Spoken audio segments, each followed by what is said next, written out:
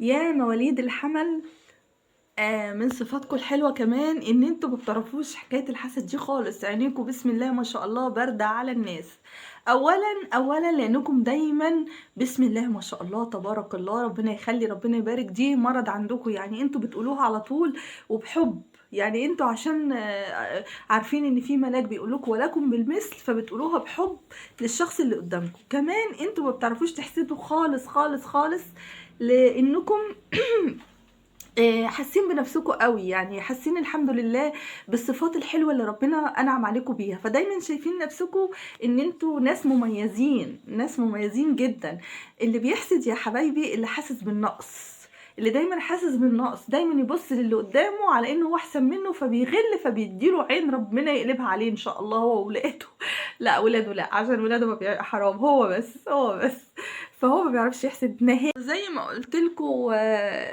وركزت على الحسد لان مواليد برج الحمل، سبحان الله، ربنا مديله حاجات حلوة كتير، بس الحظ طبعا عيون الناس الوحشة بياخدوه منه. لان كل ما يخش في اي حاجة تجيب له خير وتجيب له القر بقى ان ينزل عليه، يعني دايما بيدعو لبرج الحمل انه ما يفرحش، لان هو شخص متفائل، فيقولك يا بخته بالتفاؤل، فبيحسدوه حقيقي. بيشوفوا شياكته، بيشوفوا لبسه، بيشوفوا تأنقه.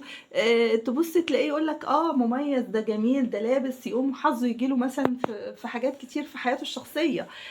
حتى لو ولاده مميزين بينظروا ولاده عشان هو ما يفرحش. هم دايما الناس متربصين لبرج الحمل، لان زي ما قلت لكم برج مميز جدا، ومميز مع طيبة. عارف لو مميز مع شر مش هيجراله حاجة، لكن هو مميز فعلا مع طيبة، قلب طيب جدا زي البسكوتة.